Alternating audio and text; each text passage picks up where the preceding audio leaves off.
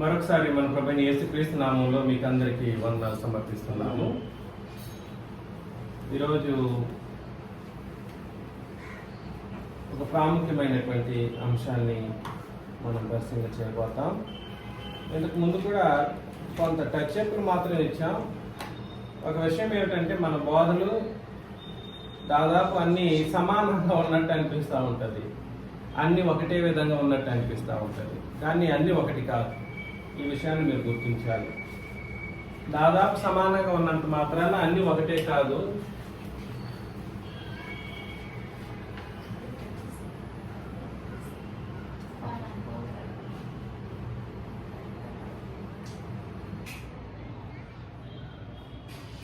మరణం యొక్క ముగింపు,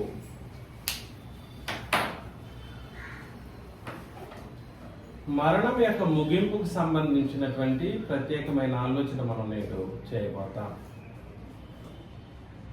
అసలు మరణం అనగానేమిటి? ఆ మరణం ఎలా వచ్చింది భూలోకానికి? వాస్తవానికి ఆ మరణం వలన కలిగే నష్టం ఏమిటి? ఆ మరణంలో మానవ జాతి ఏమైపోయింది, ఏమైపోతుంది, ఆ మరణం యొక్క ముగింపు ఏమిటి అనేటువంటి కొన్ని సంగతులు ఇంతకు ముందు కూడా కొంతవరకు ఆలోచన చేసాం. అనేక సందర్భాల్లో మరలా పరిశీలన చేస్తాం. మరణం అన్నందుకు అందరూ, ముఖ్యంగా వయసు అయిన వాళ్ళు, భౌతికమైన మరణం గురించి ఎక్కువ బాధపడుతూ నేను ఎప్పుడు పోతానో ఏంటో అని చెప్పేసి దుఃఖపడుతూ ఉంటారు. ఆ మరణం గురించి కాదు నేను ఈరోజు చెప్పబోయేది. గ్రంథం కూడా సరే, అది పాత నిబంధన కావచ్చు, క్రొత్త నిబంధన కావచ్చు, అనేక సందర్భాల్లో ఆత్మ సంబంధమైన మరణం గురించి ఎక్కువగా ప్రస్తావన చేస్తుంది. మరణం ఒక మనిషికి ఎలా సంభవించింది? రోమిలకు రాసిన పత్రిక 5వ అధ్యాయంలో,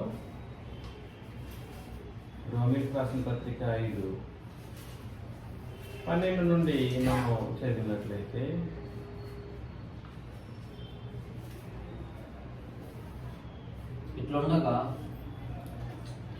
ఇట్లుండగా ఒక మనుషుని ద్వారా పాపము ద్వారా మరణమును లోకములో ఎలాగూ ఉండెనో, లోకంలో ఉండెను గాని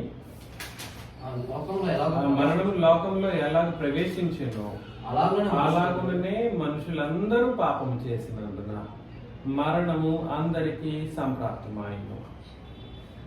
మరణం అందరికీ సంప్రాప్తమైను. పాపము చేసినందున, అది అర్థం, అది కండిషన్. అక్కడ ఎవరందరూ?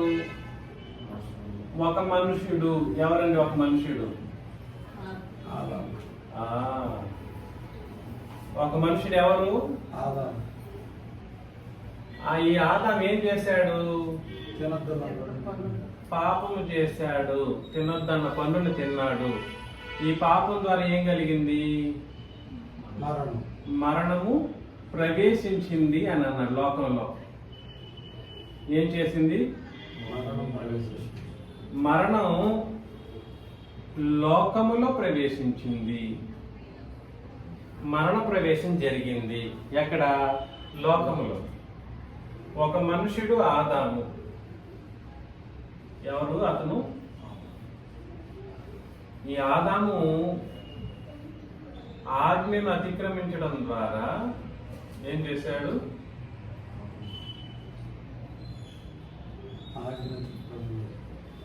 అతిక్రమించడం ద్వారా ఏం జరిగింది? పాపం కలిగింది. పాపం ద్వారా ఏమొచ్చింది? లోకంలో ప్రవేశించింది, లోకంలో వచ్చింది. ఈ పాపము అనే దాని ద్వారా ఏమొచ్చిందని అంటే మరణం వచ్చింది. పాపం ద్వారా ఏమొచ్చింది? మరణం వచ్చింది. ఈ పాపాన్ని చేసిన ప్రతి మనుషుడు అని అన్నాడు. అవునా? ఆ మాటను మరొకసారి చదవండి. అలాగుననే మనుషులందరూ పాపము చేసినందున మనుషులందరూ అంటే ప్రతి మనుషుడు లోకంలో సమస్త మానవాళి పాపం చేసినందున ఏం జరిగింది? మరణము అందరికీ సంప్రాప్తమయ్యింది. ఇది ట్రయాంగిల్ అన్నమాట. పాపము, పాపం ద్వారా మరణం. పాపం చేసిన వాళ్ళు ఎవరు అని అంటే మొదట్లో ఆదాం చేశాడు. ఆదాం సంగతి అయిపోయిన తర్వాత పుట్టిన ప్రతి ఒక్కటి ఏం చేశాడు? పాపం చేశాడు. పాపం చేయడం ద్వారా ఏం కలిగింది? మరణం అందరికీ సంప్రాప్తమైంది. ప్రతి ఒక్కడికి మరణం వచ్చింది. ప్రతి ఒక్కడు పాపం చేసినందుకు ప్రతి ఒక్కడికి ఏమొచ్చింది? మరణం అనేది సంభవించింది. ఆ తర్వాత 13లో ఏం ధర్మశాస్త్రం వచ్చింది కనుక పాపం లోకంలో ఉండేది, కానీ ధర్మశాస్త్రం లేనప్పుడు పాపం ఆరోపింపబడలేదు. అయినను ఆదాము చేసిన అతిక్రమమును పోలి పాపము చేయని వారి మీద కూడా ఆదాము మొదలుకొని మోషే వరకు మరణము ఏలుబడి చేసెను. ఈ ఆదాము మొదలుకొని మోషే వరకు పాపం ఏం చేసింది? అంటే పాపం ద్వారా మరణం ఏం చేసింది? మరణం అందరినీ కబళించేసింది. మరణం ఏం చేసింది? అందరినీ కబళించింది. ఆదాము చేసిన పాపమును పోలి అతిక్రమము చేయని వారి మీద కూడా, ఇక్కడ మోషే వరకు అని అన్నాడు కాబట్టి అది మీకు అర్థం కావాలి. ఎక్కడి నుండి ఎక్కడి వరకు? ఆదాము నుండి మోషే వరకు అని అక్కడ ఉన్న మనుషుల గురించి మాట్లాడాడు. ఎవరి గురించి మాట్లాడాడు? ఆదాం మొదలుకొని మోషే వరకు ఉన్నటువంటి మనుషుల గురించి మాట్లాడారు. దాన్ని జి దేవదానం గారు యేసుక్రీస్తుకి ఆపాదించారు. ఎందుకంటే పాపం చేయని వారి మీద కూడా మరణం ఏలుబడి చేసిందని అన్నారు. పాపం చేయని వాడు అంటూ ఉంటే ఆయన ఒకడే, ఎవరైనా యేసుక్రీస్తు. కానీ ఇక్కడ ఏ పాపం గురించి మాట్లాడుతూ ఏ మరణం గురించి మాట్లాడుతున్నారు? యేసు ప్రభు భౌతికమైన మరణం గురించి మాట్లాడుతున్నారు ఇక్కడ అంటే ఈ భౌతికమైన మరణం గురించి మాట్లాడట్లేదు. పాపం చేయడం ద్వారా కలిగేటువంటి ఒక మరణానికి సంబంధించి ఇక్కడ మాట్లాడటం మనం గమనిస్తూ ఉన్నాం. కాబట్టి ఆదాము చేసిన అతిక్రమము ఏంటిది?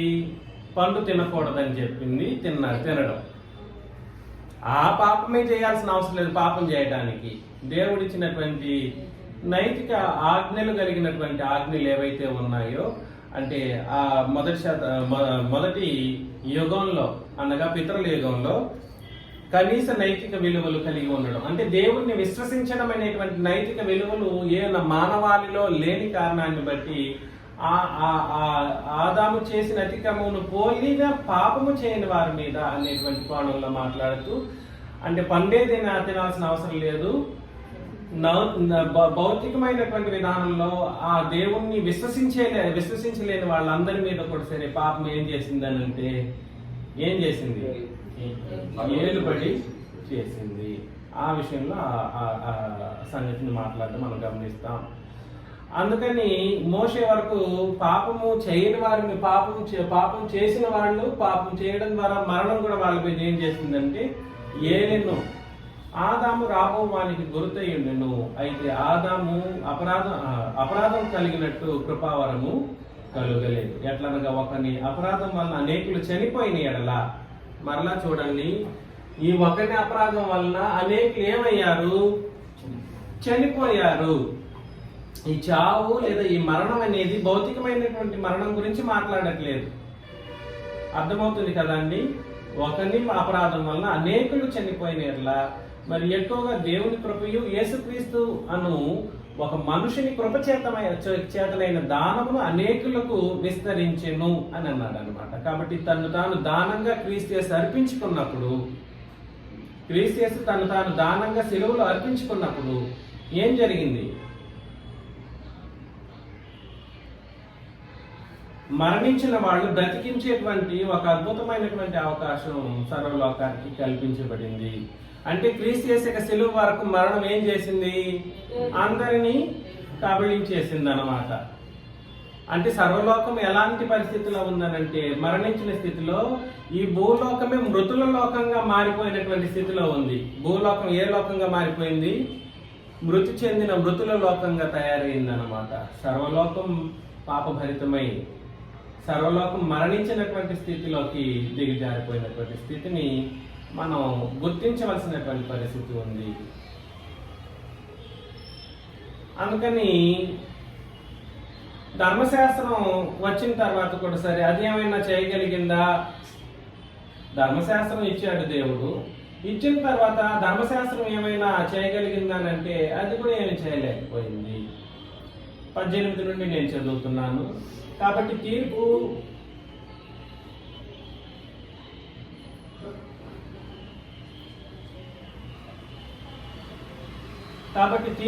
ఒక అపరాధ మూలముగా వచ్చినదై మనుషులకందరికీ శిక్షావిధి కలుగుటకు ఎలాగో కారణమాయనో అలాగే ఒక్క పుణ్య కార్యం వలన కృపాదానము మనుషులందరికీ జీవప్రదమైన నీతి విధింపబడటకు కారణమైంది. ఎలాగనగా ఒక మనిషిని అవిధేయత వలన అనేకులు పాపులుగా ఎలాగో చేయబడినో అలాగే ఒకరిని విధేయత వలన అనేకులు నీతిమంతులుగా చేయబడుదురు. మరియు అపరాధం విస్తరించినట్లు ధర్మశాస్త్రం ప్రవేశించెను. ఏం విస్తరించినట్లు? అపరాధం విస్తరించినట్లు ధర్మశాస్త్రము ప్రవేశించెను. అయినను పాపము మరణమును ఆధారం చేసుకుని ఎలాగ ఏలినో అలాగే నిత్య జీవం కలుగుటకై నీతి ద్వారా కృపయు మన ప్రభువైన యేసుక్రీస్తు మూలముగా ఏలు నిమిత్తం పాపం ఎక్కడ విస్తరించిన అక్కడ కృప అపరిమితముగా విస్తరించెను అని అన్నాడు అన్నమాట. కాబట్టి అపరాధం విస్తరించినట్లు ధర్మశాస్త్రం ఏం చేసింది? ప్రవేశించింది. ఈ ధర్మశాస్త్రం అనేది చాలా కీలకమైనటువంటి పాత్రను పోషించింది ఈ కోర్స్ ఆఫ్ ద టైంలో అన్నమాట. ఆది కాండం నుండి మోషే వరకు, మోషే ద్వారా ధర్మశాస్త్రం ఇవ్వడం ద్వారా ఇక్కడ పాపము మరణం ఉంది. పాపము మరణం. ధర్మశాస్త్రం వచ్చిన తర్వాత ఏమైనా తగ్గిందా? పాపము తగ్గలేదు. ఏం జరిగింది? అపరాధం విస్తరించిపోయింది. పాపం ఏం చేయబడింది? విస్తరించింది. తద్వారా ఏమయ్యారు? మనుషులందరూ మరణం చెందారు. ఈ మరణించినటువంటి జనాంగం ఎక్కడి వరకు? క్రీస్తు యేసు ఒకని యొక్క కృపా దానం అని అన్నాడు. అంటే అర్థం ఏమిటి? క్రీస్తు యొక్క శిలువ వరకు అపరాధం ఎలా విస్తరించిందంట అంటే అపరిమితముగా విస్తరించిపోయింది. అపరాధం అపరిమితంగా విస్తరిస్తే మరణానికి ఏమైనా తిరుగుబాటు ఉంటుందా? మరణానికి తిరుగుబాటు అనేది ఉండదు. ధర్మశాస్త్రం అంతటిది. ఇప్పటికైనా గుర్తించండి. మనోళ్ళు గుర్తించారు కాబట్టి సంతోషం. లోకంలో ఉండేవాళ్ళు క్రీస్తు సంఘాలని చెప్పుకునేటువంటి వాళ్ళు ఎవరు ఈ సంగతిని గుర్తించకపోవడం ద్వారా ఏం జరుగుతుందంటే పాత నిబంధన లేకపోతే బోధనే జరగదు అన్నట్లుగా వీళ్ళ యొక్క ఉద్దేశాలతో పాత నిబంధన యొక్క అపరాధంలో కూరుకుపోవడానికి అయినటువంటి ప్రయత్నంలోనూ క్రీస్తు యొక్క శిలువను వ్యర్థపరిచేటువంటి కోణంలోనూ బోధలు చేయడం మనం గమనిస్తాం. క్రీస్తు యొక్క శిలువ శిలువను ఏం చేస్తుంటారంటే వీళ్ళందరూ ఏం చేస్తారు? ఏంటని? శిలువను వ్యర్థం చేస్తూ ఉంటారు.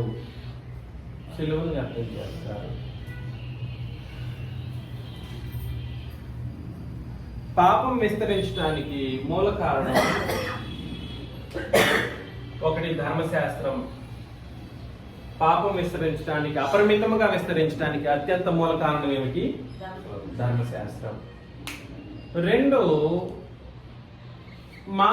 మానవుడే పాపం విస్తరించడానికి మానవుడే బాధ్యత వహించేటువంటి పరిస్థితి. 2 కొరింథీ పత్రిక 7వ అధ్యాయం 10లో 2 కొరింథీ 7వ అధ్యాయం 10వ వచనం మనం చదివినప్పుడు దైవ చిత్తానుసారమైన దుఃఖం రక్షణార్థమైన మారు మనస్సును కలుగుచేయును. ఈ మారు మనస్సు దుఃఖమును పుట్టించదు. అయితే లోక సంబంధమైన దుఃఖము మరణమును కలగదు. కాబట్టి ఈ లోక సంబంధమైన దుఃఖం ఒకటి ధర్మశాస్త్రం ఏం చేస్తుందంటే మరణాన్ని కలిగిస్తుంది.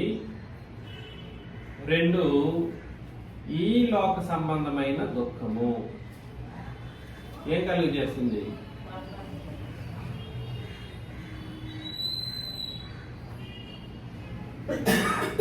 మూడవది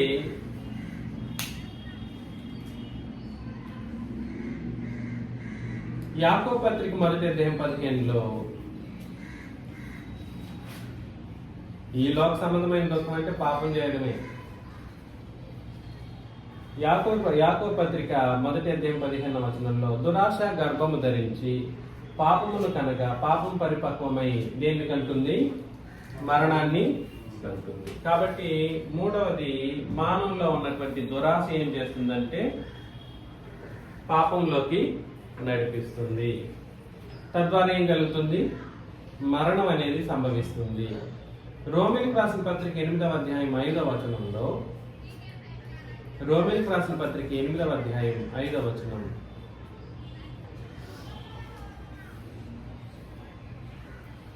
శరీరానుసారులు శరీర విషయముల మీద మనసు నుంతురు, ఆత్మానుసారులు ఆత్మ విషయముల మీద మనసు నుంతురు. శరీరానుసారమైన మనస్సు మరణం,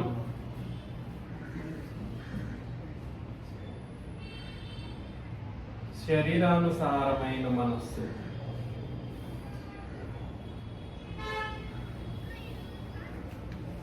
అంటే భౌతికంగా మనసును ప్రేరేపించుకోవటం.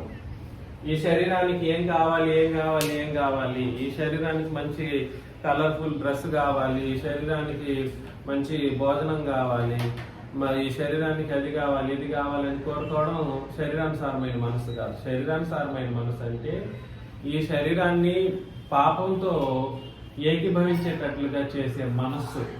మరలా రిపీట్ చేస్తున్నాను, మీరు బాగా ఉండకూడదు అనేది కాదు, వికారంగా తయారవ్వండి నా ఉద్దేశం. వికారంగా తయారవ్వండి, మీకు మంచి డ్రెస్సులు ఉండాల్సిన అవసరం లేదు, లేదా ఇంకా మీకు భోజనాలు ఉండాల్సిన అవసరం లేదు, పస్తులు ఉండండి, మీరు నడిచే తిరగండి, మీకు బండ్లు అవసరం లేదు. ఈ భౌతికమైన విషయం గురించి నేను మాట్లాడట్లేదు, దేవుడు ఆ కోణంలో కూడా చెప్పట్లేదు. శరీరానుసారమైన మనస్సు అన్నదంటే ఈ శరీరాన్ని తీసుకెళ్లి పాపానికి ముడి వేసేటువంటి మనస్సు. అర్థమవుతుంది కదండి? అన్ని అదే, దురాశ కలిగి ఉండడం దానికంటే ఎక్కువ ఆశలు కలిగి ఉండటం, మనకు అవసరమైన రీతి కంటే ఎక్కువగా ఆశలు కలిగి ఉండటం. ఈ లోక సంబంధమైన దుఃఖం అంటే అర్థమేమిటి? భౌతిక సంబంధంగా ఈ లోక సంబంధంగా దుఃఖపడటం. అయ్యో వాళ్ళు బాగున్నారు, నాకేమీ లేదు, బాధ. కూర్చుని ఏడవడం, అయ్యో శేషు గారు బాగా ఆరోగ్యంగా ఉన్నాడు, నాకు లేదు ఆరోగ్యం. ఇలాంటి ఒక పోలికతో దుఃఖపడుతూ కూర్చోవడం. ఇలా చాలా సందర్భాల్లో మా మనుషులు ఏం చేస్తూ ఉంటారంటే వీటి మీద ఎక్కువ కాన్సన్ట్రేషన్ చేస్తారు, కానీ కాన్సన్ట్రేట్ చేయవలసినటువంటి పరిస్థితుల్లో అత్యంత ముఖ్యమైనది ఏమిటంటే ధర్మశాస్త్రం. ధర్మశాస్త్రం ఏం చేస్తుందనంటే ఈ లోక సంబంధమైన దుఃఖాన్ని పుట్టించగలదు. దీన్ని కూడా ఇది గుర్తుంచుకోండి, ఇది డైరెక్ట్లీ ప్రపోర్షనల్ అన్నమాట. ధర్మశాస్త్రం ఏం చేస్తుందనంటే నీలో దురాశను ప్రేరేపించగలదు. దురాశను ఏం చేస్తుంది? ప్రేరేపిస్తుంది. ధర్మశాస్త్రం ఏం చేస్తుందంటే శరీరానుసారమైనటువంటి మనస్సును సహితం నీలో పుట్టించగలుగుతుంది. ఎందుకనంటే పాత నిబంధనలో ఆ వ్యక్తుల గురించినటువంటి సంగతులను మనం పరిశీలన చేసినప్పుడు ఖచ్చితంగా ఈ మిగిలిన 3 కార్యక్రమాలను, ఈ 3 అని చాలా ఉన్నాయి, చెప్పుకుంటూ తిరిగితే అది చాలా ఎక్కువ మాట్లాడవచ్చు, కానీ ఖచ్చితంగా ఆలోచన చేయండి. ఒక్కసారి ధర్మశాస్త్రం వీటన్నిటికీ కారణమయ్యేటువంటి పరిస్థితుల్లో ఉంటూ ఉంది అన్నది క్రొత్త నిబంధనలు చెప్పినటువంటి సిద్ధాంతం అన్నమాట. రోమీయులకు రాసిన పత్రిక 7వ అధ్యాయం 13లో, రోమీయులకు రాసిన పత్రిక 7వ అధ్యాయం 12 నుండి చదవండి. కాబట్టి ధర్మశాస్త్రం పరిశుద్ధమైనది. ఎట్లాంటిది ధర్మశాస్త్రం? పరిశుద్ధమైనది. మరలా చెప్తున్నాను, ధర్మశాస్త్రం ఏదో నేను అది పాపాన్ని ప్రేరేపిస్తుంది అని చెప్పినందుకు అదేదో అపరిశుద్ధమైనది అన్నట్లుగా కాదు, కానీ ప్రేరేపించేటువంటి కోణంలో దాంట్లో ఉన్నటువంటి సంగతులు కనబడుతూ ఉంటాయి అని చెబుతూ ఆజ్ఞ కూడా పరిశుద్ధమైనదే, నీతి కలిగినదే, ఉత్తమమైనది. ఉత్తమమైనది నాకు మరణకరమైన. చూసారా, ఉత్తమమైనది నాకు ఎలా మరణకరమైనది అట్లా కాదు. అయితే పాపము ఉత్తమమైన దాని మూలముగా నాకు మరణం కలగజేయచ్చు. చూసారా, పాపం ఏం చేసిందనంటే ఉత్తమమైన దానిని మూలముగా నాకు మరణాన్ని కలుగు చేయొచ్చు. అగపడు నిమిత్తము అనగా పాపము ఆజ్ఞ మూలముగా అత్యధిక పాపములకు నిమిత్తం అది నాకు మరణకరమైన. కాబట్టి ఉత్తమమైనదే ధర్మశాస్త్రం, పరిశుద్ధమైనదే ధర్మశాస్త్రం, నీతి కలిగిందే, గొప్పదే.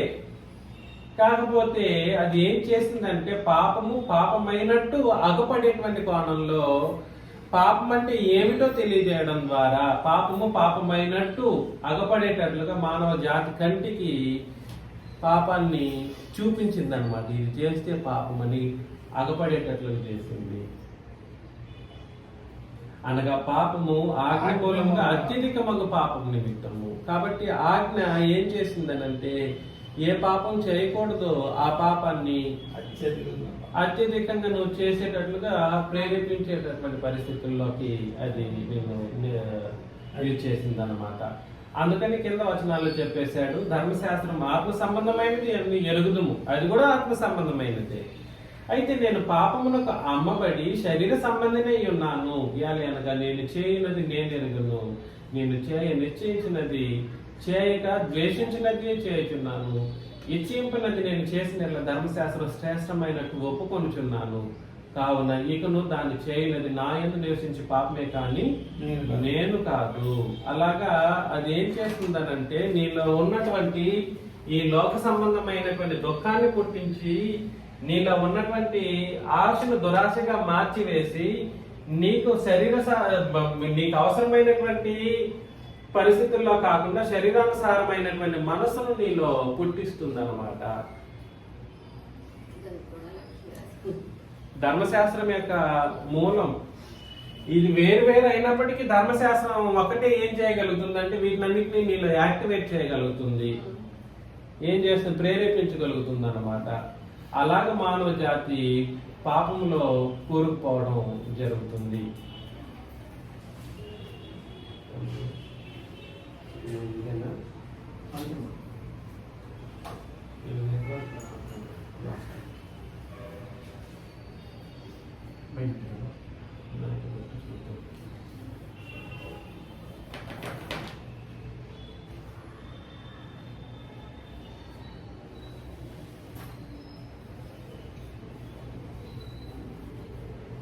మీరు పెట్టండి, మీరు పెట్టారా?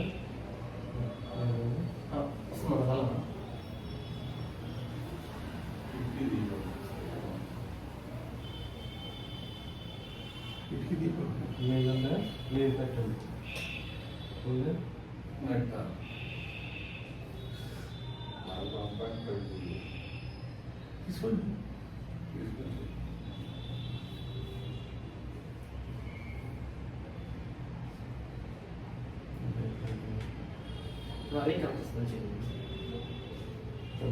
రీకన్ఫరెన్స్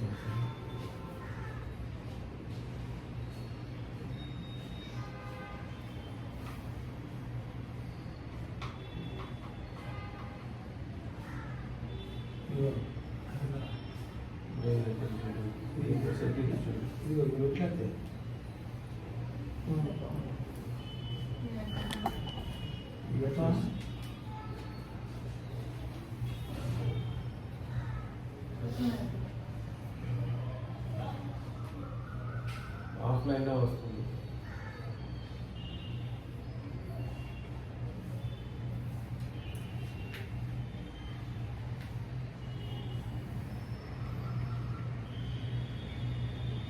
అయిపోయింది తమ్ముడు,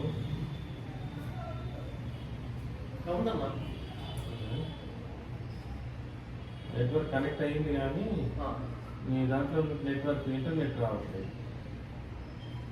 సరే, శేష్ గారు చెప్పండి.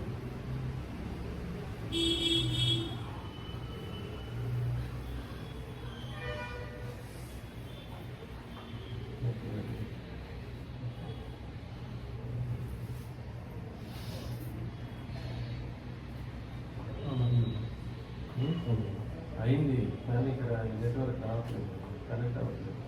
నేను తిరిగి వేరే దాంట్లో ఓపెన్ చేస్తే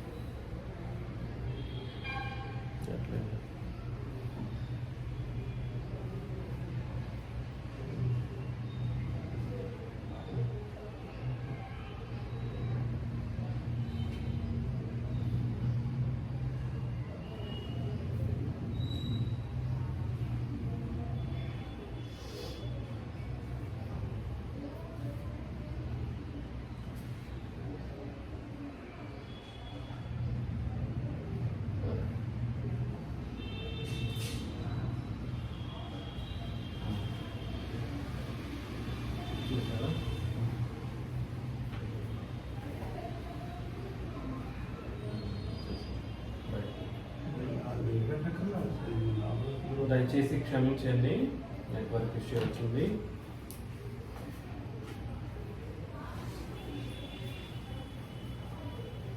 కాబట్టి మరణకరమైనటువంటి పరిస్థితుల్లో, పాపం చేసేటువంటి పరిస్థితుల్లో ధర్మశాస్త్రం అనేది ఒక కీలకమైనటువంటి పాత్రను పోషిస్తుంది. ఇది మనం గుర్తించాలన్నమాట. మానవుడు స్వతహాగానే లోక సంబంధమైన దుఃఖం చేయడం ద్వారా పాపం చేసి, దుఃఖం పొందడం ద్వారా పాపం చేసి మరణిస్తాడు. దురాశను జరిగించడం ద్వారా మరణిస్తాడు. పాపం చేసి శరీరానుసారమైన మనస్సు పాపమును కలిగించేటట్లుగా నిన్ను ప్రేరేపించి మరణిస్తాడు. కానీ ఈ మూడింటిని ప్రేరేపించగలిగింది ఏమిటనంటే ధర్మశాస్త్రం. కాబట్టి ధర్మశాస్త్రం అనేది మన జీవితాల్లో ఉండడానికి అవకాశం లేదన్నట్లుగా అనేక సందర్భాల్లో మనకు క్రొత్త నిబంధన చట్టం హెచ్చరిస్తూనే ఉంటుంది అన్నమాట. ప్రభువైన యేసుక్రీస్తు కూడా సరే భూమి మీద బ్రతికినంత కాలం ధర్మశాస్త్రం యొక్క నెరవేర్పుకు సంబంధించి ప్రోత్సహిస్తూ, అది నెరవేర్చబడితే ఒకేసారి ఏం జరిగిపోతుంది, ధర్మశాస్త్రం అనేది నెరవేర్చబడిన తర్వాత ఏం జరిగిపోతుందో మనకు తేటగా చెప్పడం మనం గమనిస్తాం. అర్థమవుతుంది కదండి. కాబట్టి ఒకసారి కొరింథీయులకు రాసిన మొదటి పత్రికలో, కొరింథీయులకు రాసిన మొదటి పత్రిక 15వ అధ్యాయం 54వ వచనం నుండి 56 వచనాలు చదివినప్పుడు, ఈ క్షయమైనది అక్షయతను ధరించుకొనినప్పుడు, ఈ మర్త్యమైనది అమర్త్యతను ధరించుకొనినప్పుడు విజయమందు మరణం మృంగివేయబడిను అని వ్రాయబడిన వాక్యము నెరవేరును. ఓ మరణమా నీ విజయం ఎక్కడా? ఓ మరణమా నీ ముల్లెక్కడా? మరణపు ముళ్ళు పాపం, పాపమునకున్న బలము ధర్మశాస్త్రమే.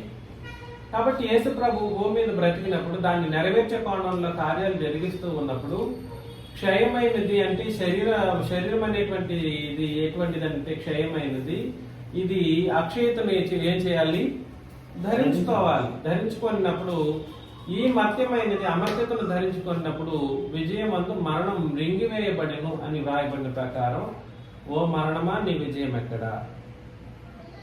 ఓ మరణమా నీ ముళ్ళు ఎక్కడా? మరణపు ముళ్ళు ఏమిటి? మరణపు ముళ్ళు ఏమిటి?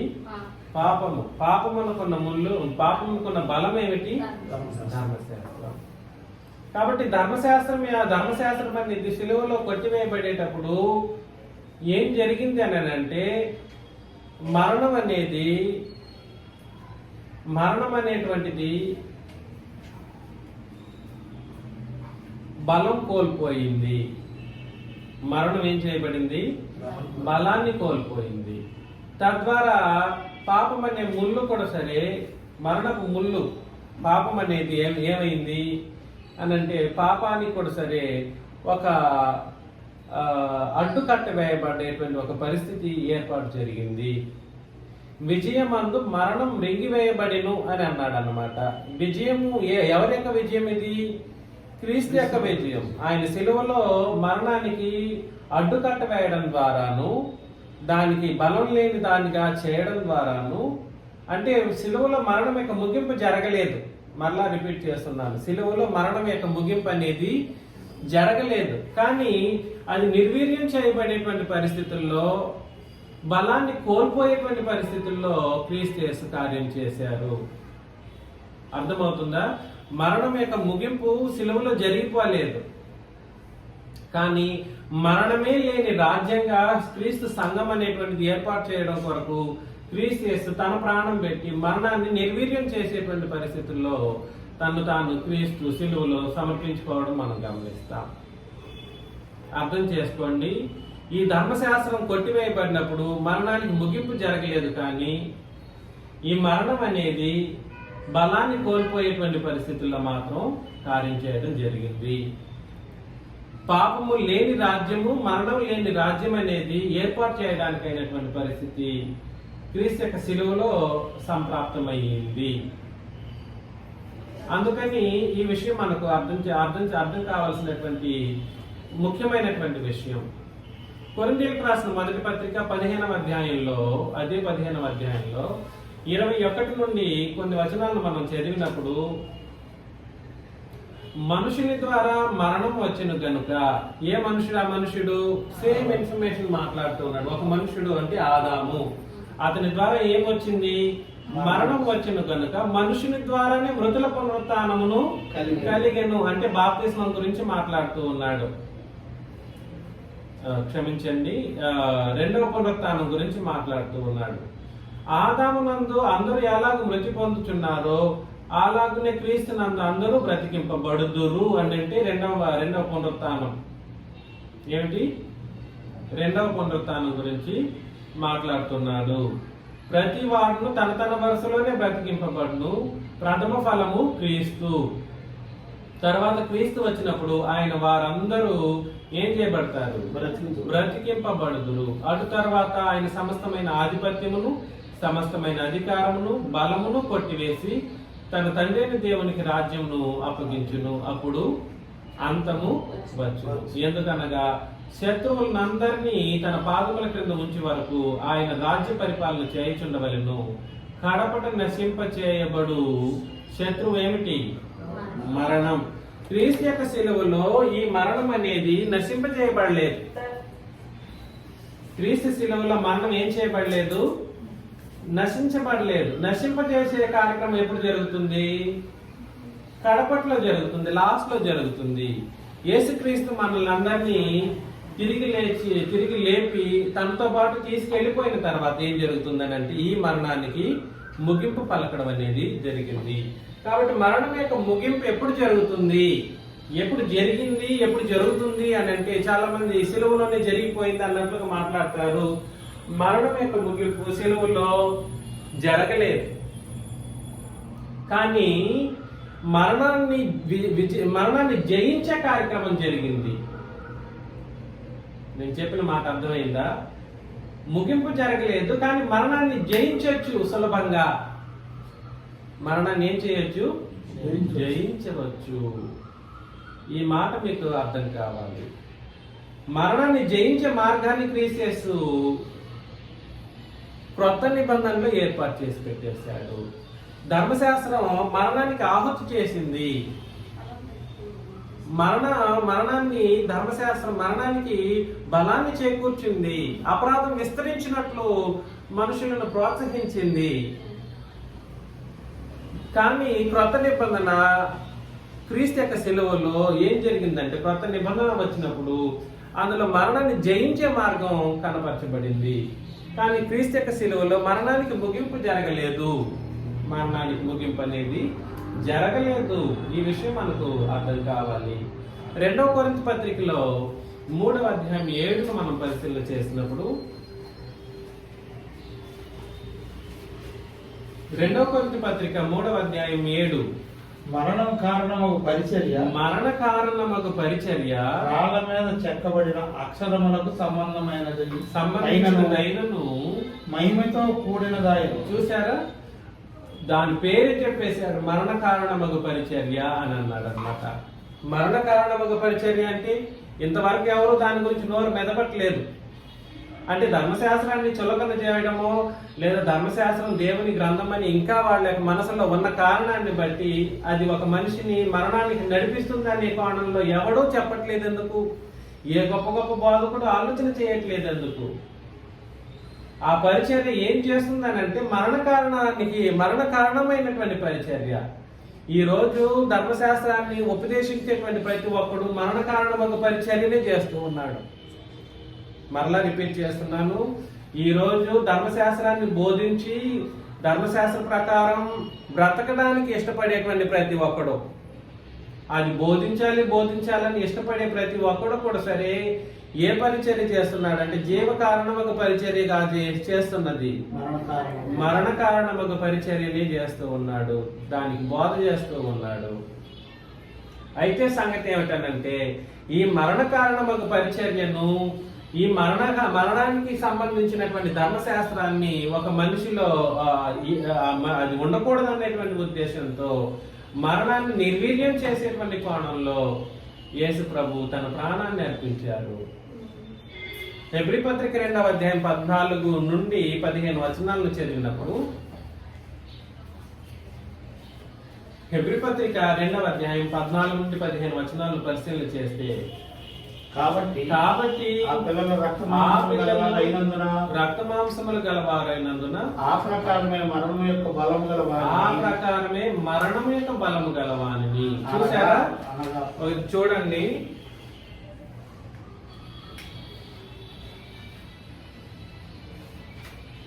పాపము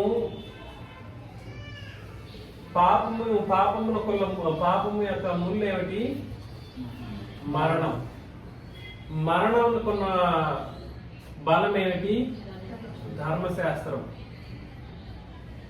ఈ ధర్మశాస్త్రం దైవ గ్రంథమే అయినప్పటికీ, దేవుని ఆజ్ఞలే అయినప్పటికీ దీన్ని సాతాను సులభంగా వాడుకున్నాడు.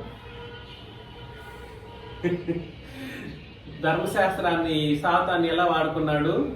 అత్యంత సులభతరమైనటువంటి ఒక తన ఆయుధంగా ధర్మశాస్త్రాన్ని వాడుకున్నాడు. కాబట్టి ఏం జరిగిందంటే ఈ మొత్తాన్ని, పాపాన్ని, మరణాన్ని, సాతానుని, ధర్మశాస్త్రాన్ని, ఏమిటి? పాపాన్ని, మరణాన్ని, ధర్మశాస్త్రాన్ని, ఈ మూడింటిని నిర్వీర్యం చేశాడు అనుకోండి, అపవాది ఆటోమేటిక్ ఏమైపోతాడు? ఓడిపోతాడు. ఈ మూడింటిని నిర్వీర్యం చేస్తే ఏమైపోతాడు అపవాది? అపవాది యొక్క బలము తగ్గిపోతుంది. అప్పటి వరకు అపవాది ఏకఛత్రాధిపత్యం చేశాడు. పాపం చేయించటం, మరణించేటట్టు చేయటం, తన వలలో వేసుకోవడం, తనకంటూ ఒక రాజ్యాన్ని కోట్లుగా కట్టుకోవడం చేశాడు. అయితే మరొకసారి 2వ అధ్యాయం 14లో, కాబట్టి ఆ పిల్లలు రక్తమాంసములు గలవారైనందున ఆ ప్రకారమే మరణం యొక్క బలము గలవాన్ని. మరణం యొక్క బలం గలవాడు ఎవడు అనగా అపవాదిని మరణము ద్వారా నశింపచేయటకును, జీవితకాలం అంతయు మరణ భయం చేత దాస్యమునకు లోబడిన వారిని విడిపించుటకు ఆయన కూడా రక్త మాంసములతో పాడాయి. కాబట్టి జీవితకాలం అంతయు మరణ భయం చేత దాస్యమునకు లోబడిన వాళ్ళు ఎవరు అని అంటే, అటు ఇశ్రాయేలు జనాంగము ధర్మశాస్త్రాన్ని పాటించడం ద్వారా మరణ భయం చేత దాస్యానికి లోబడ్డారు అనే విషయం గురించి ఇక్కడ మాట్లాడుతూ మనం గమనిస్తున్నాం. అదేవిధంగా లోకంలో ఉన్న వాళ్ళు కూడా సరే అలాంటి పరిస్థితుల్లో ఉన్నారు, కానీ వాళ్ళు గుర్తించలేని స్థితి. అర్థమవుతుంది కదండి? ఈ విషయం మనకు అర్థం కావాలి. హెబ్రీయులకు రాసిన పత్రిక 9:16-17లో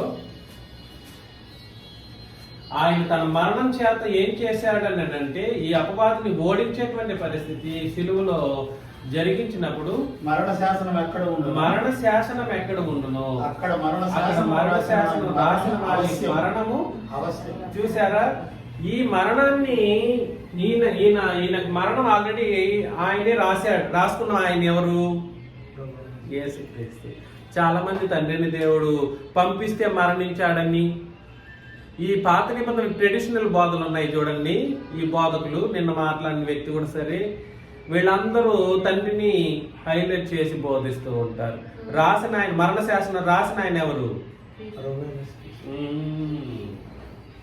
ఏకపక్ష బోధలో ఏకపక్ష ఆలోచనలో చేసే దరిద్రులందరూ కూడా సరే ధర్మశాస్త్రాన్ని పాటించే ప్రతి ఒక్కడు పాటించే వాళ్ళే వీళ్ళందరూ. ధర్మశాస్త్రాన్ని ఎలా పాటిస్తున్నారంటే భౌతికంగా కాదు, బలులు సమర్పించి కాదు, ఆత్మ సంబంధంగా పాటిస్తా ఉన్నారు. ధర్మశాస్త్రం ఎటువంటిది? వాస్తవానికి ఆత్మ సంబంధమైనది. యేసుక్రీస్తు బ్రతికినప్పుడు కూడా ఆ మాటనే చెప్పారు. నాయనలారా మీరు ఏమనుకుంటున్నారు? బలులు సమర్పించడం ఇదే ఇదే ఇదే ధర్మశాస్త్రం అనుకుంటున్నారు. అది ఎంతటి ఇంపార్టెంట్, దాన్ని ఆత్మానుసారంగా జరిగించడం అంతటి ఇంపార్టెంట్ అని అన్నాడు. అదే విధానంలోనే ఇప్పుడున్నటువంటి ధర్మశాస్త్రోపదేశకులు ఏం చేస్తుంటారంటే ధర్మశాస్త్రాన్ని ఆత్మ సంబంధంగా నెరవేర్చే ప్రతి ఒక్కడు కూడా సరే క్రీస్తు యేసును తప్పుగా అర్థం చేసుకునేటువంటి కోణంలో ఆయన తండ్రిని దేవుని చేతనే పంపబడ్డాడని, తండ్రిని దేవుడు చెప్పిన దాని ప్రకారం మరణించాడని ఇంకేదేదో మాటలు చెప్తూ ఉంటారు. వాస్తవానికి ఈ ధర్మశాస్త్రాన్ని కొట్టివేసేటువంటి కోణంలో క్రీస్తు యేసు తను మరణించేటట్లు చేసుకుని ఒక శాసనం రాసుకున్నాడు అన్నమాట. ఆయనకి రాసినటువంటి శాసనం అది మరణ శాసనం. దీన్ని కొట్టివేయాలంటే, ఇదంతా జరగాలంటే, ఈ మరణానికి మట్టు పెట్టాలంటే, ఈ మరణాన్ని తగ్గించాలి అని అంటే ధర్మశాస్త్రానికి ముందు ఏం చేయాలి? మరణం యొక్క బలాన్ని ఏం చేయాలి? కొట్టివేయాల్సినటువంటి పరిస్థితి ఉంది. ఇదైతే సాధ్యం. ఈ ధర్మశాస్త్రాన్ని కొట్టివేత సులభం యేసు ప్రభువుకి, చాలా సులభం అన్నమాట. అందుకని మరణ శాసనాన్ని రాసి, మరణ శాసనం ఎక్కడ ఉండునో అక్కడ మరణ శాసనం రాసిన వాడి మరణము అవశ్యం. ఆ శాసనం రాసిన వాడు మరణం పొందితేనే అది చెల్లును, అది రాసిన వాడు జీవించుచుండగా అది ఎప్పుడైనాను చెల్లునా అని అన్నాడు అనమాట. కాబట్టి క్రీస్తు యేసు సిలువలో తన మరణాన్ని మరణించడం ద్వారా ఎన్ని కార్యాలు జరిగింది? ఒకటి, మరణాన్ని జయించే మార్గం ఏర్పాటు చేయడం జరిగింది. గుర్తుపెట్టుకోండి, పాపాన్ని మరణాన్ని జయించే మార్గము ఏర్పాటు చేయడం జరిగింది. ధర్మశాస్త్రం కొట్టివేత ద్వారా ఈ రెండూ కూడా సరే నిర్వీర్యమైపోయాయి. ఈ ధర్మశాస్త్రాన్ని తప్పుగా వాడుకున్నటువంటి అపవాది కూడా సరే నశింపజేయబడేటువంటి పరిస్థితుల్లో ఓడించబడ్డాడు. ఇన్ని కార్యక్రమాలు ఏకకాలంలో సిలువలో జరిగిపోయిందన్నమాట. ఈ సంగతి మనకు అర్థం కావాలి. ప్రకటన గ్రంథం 1వ అధ్యాయం 18వ వచనంలో, ప్రకటన గ్రంథం 1వ అధ్యాయం 18లో, నేను మొదటి వాడను కడపటి వాడను, జీవించువాడను, మృతుడు నైతిని కానీ ఇదిగో యుగ యుగములు సజీవుడినై ఉన్నాను, నేను మొదటి వాడను కడపటి వాడను. ఈ మాట గుర్తుపెట్టుకోండి. యేసుక్రీస్తు మొదటి వాడు కడపటి వాడు అని అంటే అర్థం ఏమిటి? చాలా మంది దాన్ని కూడా అపార్థం చేశారు. మొదటివాడు కడపటి వాడు అనే దాని అర్థం ఏమిటంటే భౌతికంగా మరణించిన వ్యక్తిలో మొదటివాడు, భౌతికంగా మరణించి తిరిగి లేచిన దాంట్లో మొదటివాడు ఎవరంటే ఎంతవరకు తిరిగి లేచినోడు. తిరిగి లేచి ఎక్కడికి వెళ్ళారు? పరలోకంలో వెళ్ళి కూర్చున్నాడు. అందుకోసం ఆయన మొదటివాడు అని చెప్పడం జరిగింది. అర్థమవుతుందా?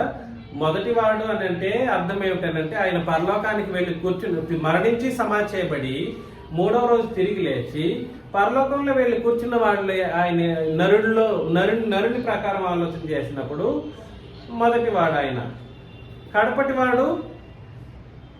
కడపటివాడును జీవించేవాడును, మొదటివాడును కడపటివాడును జీవించేవాడును అని అన్నాడు అన్నమాట. కడపటివాడు అంటే అర్థం ఏమిటి?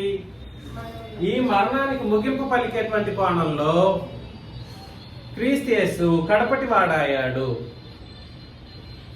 లాస్ట్ లో ఈ మరణాన్ని క్లోజ్ చేయబోయేది కూడా ఎవరు? మనం ఇంతకు ముందు చదివాము. ఏమని చదివాము? ఆధిపత్యాన్ని అప్పగించిన తర్వాత చివరి శత్రువు అయినటువంటి మరణాన్ని ఏం చేస్తాడు యేసుక్రీస్తు?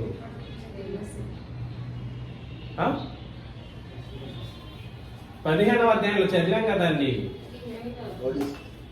24 కడపకు నశింపజేయబడు శత్రువు ఏమిటి? ఎవరు? ఏంటి? మరణం ఏం చేయబడుతుంది? నశింపజేయబడుతుంది. ఆ కడపట నరకు నశింపజేయబోయేది ఎవరు అని అంటే అది కూడా యేసుక్రీస్తే చేస్తాడు. అందుకని కడపటి వాడు. అర్థం చేసుకోండి. మరొక మాట, జీవించేవాడు అని అంటే ఆయన యుగ యుగాలు బ్రతికేటువంటి వాడు, అది ఆయన దైవత్వానికి సంబంధించింది. అర్థమవుతుంది కదా అండి. కాబట్టి మొదటి వాడును కడపటి వాడును జీవించేవాడును అనే మాట దేనికి సంబంధించిందంటే మరణానికి సంబంధించింది. భౌతికమైన ఈ ఆత్మ సంబంధమైన మరణం ఉంది చూడండి, ఈ మరణాన్ని జయించిన మొదటి వాడు ఆయనే, ఆ మరణాన్ని ముగించిపోయే కడపటి వాడు ఆయనే. అదేవిధంగా అది జయించి దాన్ని సంపూర్ణంగా జయించి జీవిస్తున్నటువంటి ఆయన వాడు యేసుక్రీస్తు. నేను మృతుడినైతిని కానీ ఇదిగో యుగ యుగములు సజీవుడినై ఉన్నాను. మృతుడినైతిని అని అంటే ఇది ఏ మృతికి సంబంధించి? భౌతిక సంబంధమైన మృతికి, ఆయన మరణ సమాధి పునరుత్థానానికి సంబంధించి మృతుడినైతిని కానీ ఇదిగో యుగ యుగములు సజీవుడినై ఉన్నాను. మరియు మరణము యొక్కయు పాతాళ లోకము యొక్కయు తాళపు చెవులు. చూసారా, మొత్తం ఈయన హ్యాండ్ ఓవర్ లోకి వచ్చేసింది. మరణం యొక్క పాతాళ లోకం యొక్క తాళపు చెవులు నా స్వాధీనంలో ఉన్నవి. అర్థం చేసుకోండి. అంటే క్రొత్త నిబంధన యొక్క ప్రారంభం జరిగిపోయింది. తాళపు చెవి అని అంటే మరణానికి అప్పటి వరకు విరుగుడు లేదు. తాళపు చెవి ఏం చేస్తుంది? ఓపెన్ చేస్తుంది. తాళపు చెవి ఏం చేస్తుంది? ఓపెన్ చేస్తుంది. క్లోజ్ చేయబడినటువంటి ఒక మార్గాన్ని ఏం చేస్తుంది? తాళపు చెవి ఓపెన్ చేస్తుంది అని అంటే తెరుస్తుంది. మూసేసినటువంటి ఒక దారిని ఏం చేస్తుంది? తెరుస్తుంది. మరణం అనేది ధర్మశాస్త్రం ద్వారాను పాపం ద్వారాను సర్వలోకాన్ని మూసివేసినప్పుడు క్రీస్తు యేసు యొక్క శిలువ మరణం ద్వారా ఈ మరణాన్ని ముగించి మొదటివాడు కడపటివాడు ఆయనే కాబట్టి ఆయనకు స్వాధీనంలోకి వెళ్ళిపోయింది అనమాట తాళపు చెవి. అంటే క్రొత్త నిబంధన గురించి మాట్లాడుతూ ఉన్నాడు. ఏ నిబంధన గురించి మాట్లాడుతున్నాడు? మరణము యొక్క పాతాళ లోకము యొక్క తాళపు చెవి అనగానేమిటి? క్రొత్త నిబంధన. మీరు రాసుకోవాలి.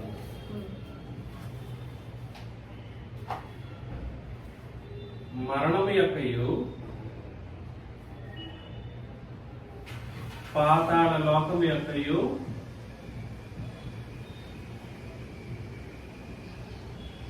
తాళపు చెవి ఏమిటి?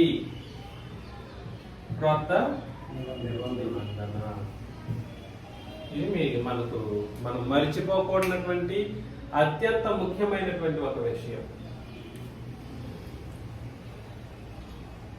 కాబట్టి క్రొత్త నిబంధన క్రీస్తు యొక్క శిలువలో ఆయన మొదటివాడు కడపటివాడు అయి ఉన్నారు.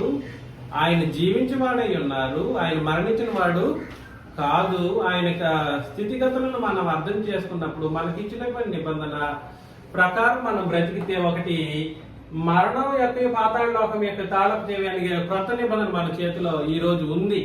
ఉందా లేదా? మరణిస్తే వాళ్ళు ఎక్కడికి వెళ్ళిపోతారు? పాతాళ లోకానికి వెళ్ళిపోతారు. నరకంలో వెళ్ళి పడిపోతారు. అది పడకుండా నీకు క్రొత్త నిబంధన ఇచ్చాడు. అందులో మరణంలో నువ్వు చిక్కుకోవద్దు. మరణంలో చిక్కుకొని పాతాళ లోకంలో ఎందుకు పడతావు? నేను నీకు తాళపు చెవి నీ మధ్యలో పెట్టాను కదా, అర్థం చేసుకోవా? అర్థం చేసుకోకపోతే అందులో వెళ్ళి పడిపోతావు కదా, యుగ యుగాల నరకంలో వెళ్ళి బాధపడతావు కదా అని క్రీస్తు యేసు తన మరణాన్ని బట్టి ఈ సంగతిని క్రొత్త నిబంధనలు ఏర్పాటు చేసి తాళపు చెవిని ఇచ్చేసాడనమాట. మన మధ్యలో తాళపు చెవి ఉంది. ఉందా లేదా? తాళపు చెవి మన మధ్యలోనే ఉంది, ఎక్కడో లేదు. పరలోకంలో ఉంది ఆ తాళపు చెవి, అక్కడ కాదు, ఇక్కడే ఉంది, నీ చేతిలో పెట్టాడు. ప్రకటన గ్రంథంలో 20 అధ్యాయం 13-14 వచనాలు మనం చదివినప్పుడు, ప్రకటన గ్రంథం 20 అధ్యాయం 13-14, సముద్రము తనలో ఉన్న మృతులను అప్పగించెను, మరణమును పాతాళ లోకమును వాటి వశమునున్న మృతులను అప్పగించెను, వారిలో ప్రతి వాడు తన క్రియలు చొప్పున తీర్పు పొందెను, మరణమును మృతుల లోకమును అగ్నిగుండములో పడవేయబడిను, ఈ అగ్నిగుండము రెండవ మరణం. కాబట్టి మరణం యొక్క ముగింపు ఎప్పుడు జరుగుతుంది? సిలువలో మరణం యొక్క ముగింపు జరగలేదు, అపవాది కూడా ఓటమే జరిగింది, కానీ అపవాది నశింపజేయబడలేదు. మరి ఏం చేయబడడం జరిగింది? ధర్మశాస్త్రం కూడా సరే కొట్టివేత జరిగింది. పాపము మరణం అనేటువంటి దానికి జయించే మార్గం సంప్రాప్తమైంది సిలువలో. ఇవన్నీ జరిగిపోయి క్రొత్త నిబంధన ఇచ్చేసిన తర్వాత క్రొత్త నిబంధనకు మరొక పేరుగా పెట్టి మరణం యొక్క పాతాళ లోకం యొక్క తాళపు చెవి అని పడినటువంటి క్రొత్త నిబంధన నీ చేతిలో పెట్టేసిన తర్వాత, మార్గం సరళం చేసి ఇచ్చేసిన తర్వాత, ఈ నిబంధనను బట్టి బ్రతకలేని వాళ్ళు మరలా ఎక్కడికి వెళ్ళిపోతారు? మృతుల లోకంలోనికి వెళ్ళిపోతారు. కాబట్టి సముద్రం తనలో ఉన్న మృతులను అప్పగిస్తుంది. మరణమును పాతాళ లోకమును వాటి వశములనున్న మృతులను ఏం చేస్తుంది? ఏం చేస్తాయి? ఇవి దేవుని దగ్గర తీసుకెళ్లి అప్పగిచ్చేస్తాయి. అయ్యా చాలు, నాకు సమయం వచ్చేసిందని మరణం వస్తుంది అనమాట. తండ్రిని దేవుని ముందు, యేసుక్రీస్తు ముందు మృతులను తీసుకెళ్లి వచ్చి అప్పగించేస్తుంది. వారిలో ప్రతి వాడు ఏం చేయబడతాడు? తన క్రియల చొప్పున తీర్పు తీర్చబడతాడు. ఈ క్రియల చొప్పున తీర్పు తీర్చడం అని అంటే నిబంధన ప్రకారం తీర్పు అని దాని అర్థం అన్నమాట. మరణమును మృతుల లోకమును ఏం చేయబడతాయి? చూసారా? ఈ మరణం కూడా సరే ఎక్కడికి వెళ్ళిపోతుంది అని అంటే అగ్నిగుండంలోకి వెళ్ళిపోతుంది. మృతుల లోకం కూడా సరే ఎక్కడికి వెళ్ళిపోతుంది అంటే పాతాళ లోకాన్ని మృతుల లోకం అని అన్నాడు. అర్థమవుతుందా? మరణమును మృతుల లోకము అంటే పాతాళ లోకమును అగ్నిగుండములో పడవేయబడిను. ఈ అగ్నిగుండము రెండవ మరణం. 21వ అధ్యాయం ప్రకటన గ్రంథం 4వ వచనంలో ఆయన వారి కన్నుల అగ్ని బాష్ప బిందువును తుడిచివేయును. మరణం ఇక ఉండదు. నేను చదివేస్తాను శేషుడు. మరణం ఇక ఉండదు. దుఃఖమైనను ఏడుపైనను వేదనైనను ఇక ఉండదు. మొదటి సంగతులు గతించిపోయినవి, సింహాసనంలో నుండి వచ్చిన గొప్ప స్వరము చెప్పుట వీటిని. చూసారా? ఒకసారి సంఘంలో చేర్చబడిన వాళ్ళు క్రొత్త నిబంధన ప్రకారం మరణమే లేని రాజ్యంలో, క్రొత్త నిబంధన సంఘంలో పాపము లేని, మరణం లేని రాజ్యంలో, ధర్మశాస్త్రం లేని రాజ్యంలో, మరణం యొక్క పాతాళం యొక్క తాడపు చెవి కలిగినటువంటి రాజ్యంలో, క్రొత్త నిబంధన కలిగినటువంటి రాజ్యంలో ప్రవేశించి ఈ మరణానికి మట్టు పెట్టడం జరిగిన తర్వాత, మరణం మృతుల లోకం అగ్నిగుండంలో పడవేయబడిన తర్వాత ఇంక మరణం ఉంటుందా? ఇంక మరణం ఉండదు. ఈ భూమి మీద మనం కాచిన ప్రతి కన్నుల్లో ప్రతి బాష్ప బిందువును ఏం చేస్తాడు? అప్పుడు తుడుస్తాడా? అప్పటి వరకు అప్పుడు తుడుస్తాడా? ఎస్. వారి కన్నుల ప్రతి బాష్ప బిందువును తుడిచివేయనంటే అర్థం ఏంటంటే మనం పడిన ప్రతి బాధకు ఓదాకు ఆ రోజు తండ్రి దేవుడు అందిస్తాడనమాట. ప్రతి ఒక్కటి ప్రశంసిస్తాడు. నువ్వు ఆ రోజు ఎట్లా ఏడ్చావు కదా, దాని కారణం ఏమిటో వివరిస్తాడు. నిన్ను పిలిచి హక్కునకు నిలబెట్టుకొని విడిచిన ప్రతి బాష్ప బిందువుకి సంబంధించినటువంటి వివరణ ఆయన ఇస్తాడు. అప్పుడు ప్రతి బాష్ప బిందువును ఆయన విడిచిపెట్టడు, తుడిచి వేస్తాడు. మరణము ఇక ఉండదు. దుఃఖమైనను, మరణం లేకపోతే ఏముండదు? దుఃఖం ఉండదు. ఏడుపైనను వేదన అయినను ఇక ఉండదు. మొదటి సంగతులు గతించిపోయినని సింహాసనంలో నుండి వచ్చిన గొప్ప స్వరము చెప్పుట యుగ యుగాలు సంతోషంగా బ్రతికేస్తారు.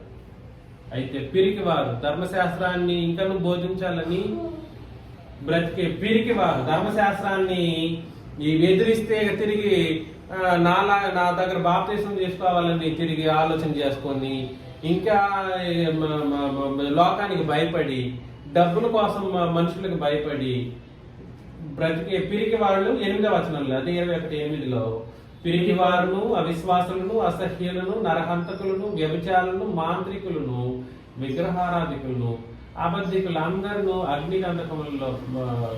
అగ్నిగంధకములతో మన్ను గుండంలో పాలు పొందుదురు. ఇది 2వ మరణం అని అన్నాడు అనమాట. 2వ మరణం అంటే మరణానికి సంబంధించిన మాట కాదు. అది దేనికి సంబంధించింది? నరకానికి సంబంధించింది. రెండవ మరణం ఏమిటి? నరకం. మరణం అంటే మరణానికి సంబంధించింది కాదు, అది నరకానికి సంబంధించినటువంటి మాట. రాసుకోవచ్చు. రెండవ మరణం ఏంటి? నరకం. కాబట్టి మరణం యొక్క ముగింపు ఎక్కడ జరుగుతుంది? నరకంలో జరుగుతుంది. మరణం యొక్క ముగింపు ఎక్కడ జరుగుతుంది? నరకంలో జరుగుతుంది.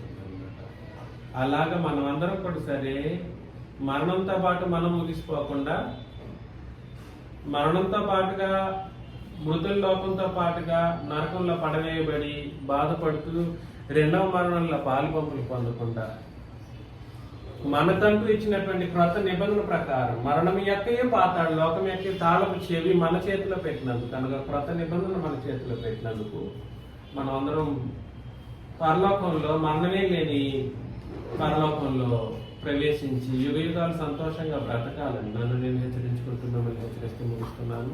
మీకు అందరికీ క్రీస్తు నామములో వందనాలు సమర్పిస్తున్నాను.